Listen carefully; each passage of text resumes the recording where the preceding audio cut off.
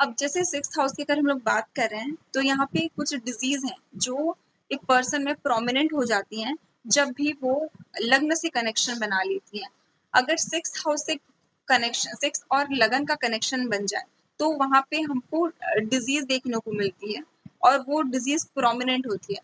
For example अगर 6th Lord लगन को देखे या 6th लॉर्ड लगन में बैठ जाए रेट्रो होकर, स्पेशली अगर रेट्रो होकर ये कंडीशन फुलफिल हो रही हो, 6th लॉर्ड लगन को इम्पैक्ट डाल रहा हो, 6th लॉर्ड लगन को देख रहा हो, लगन में बैठा हो, तो उस डिजीज का वो हमें डिजीज का कंपल्शन देगा।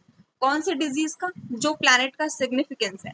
फॉर एग्जाम्पल अगर सैटर्न आपका 6th लॉर्ड होकर लगन को देख रहा है, तो ये आपको जॉइंट रिलेटेड कोई प्रॉब्लम दे सकता है, आपको बोन से रिलेटेड कोई इश्यूज हो सकते हैं।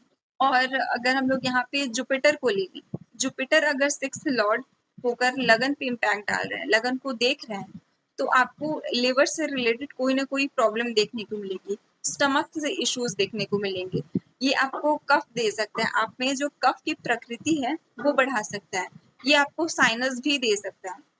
और इस टाइम पे क्या होगा कि आपको लिवर में अगर प्रॉब्लम दे रहा है, तो आप ज़्यादा खाना नहीं पाओगे, आप मतलब 2 टाइम ही खाना खा पाओगे, क्योंकि लिवर में इश्यूज आ रहे हैं। वीनस 6th लॉर्ड बन जाए और लगन को देख ली, तो ये आपके किडनी में प्रॉब्लम देगा, अब लिवर में इश्यूज दे सकता है। तो जिस भी प्लैनेट का सिग्निफिकेंस है, वही उसी से रिलेटेड इश्यूज आएंगे। या फिर वीनस है तो किडनी से रिलेटेड इश्यूज आएंगे, सन है तो पित्त से रिलेटेड इश्यूज आए, जुपिटर है तो लीवर से, कफ, ये सब इश्यूज दे रहा है।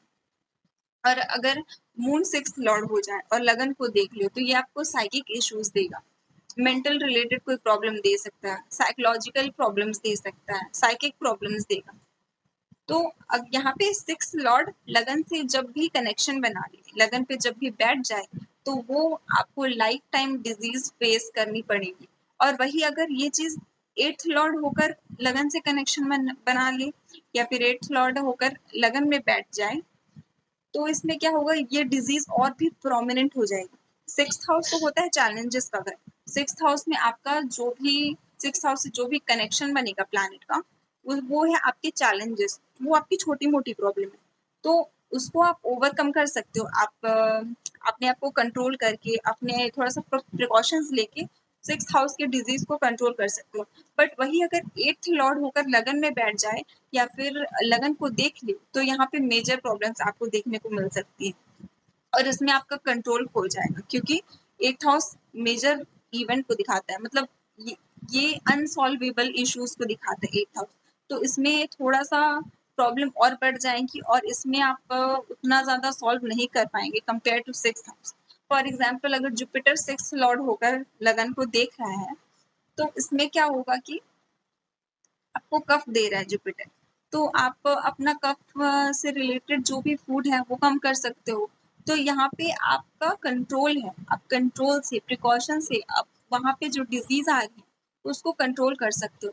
बट वही अगर 8th हाउस का अगर लॉर्ड लगन से कनेक्शन बना ले, तो वो अनसॉल्वेबल इश्यूज देगी, वो आप चाहते हुए भी आप उसको ओवरकम नहीं कर पाओगे। तो इसके लिए आपको उसकी कुछ ना कुछ रेमेडीज करनी पड़ेंगी, आपको और ज्यादा मेहनत करनी पड़ेगी 8th हाउस में।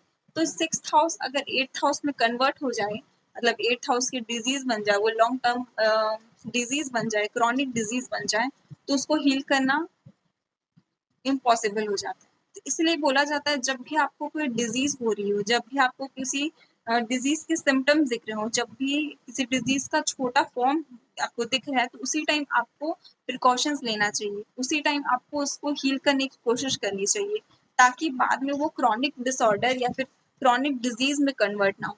क्योंकि जब अगर कोई भी चीज क्रॉनिक डिजीज में कन्वर्ट हो जाएगी, तो आपको प्रॉब्लम होगी और उस टाइम आप इसको सॉल्व नहीं कर सकते।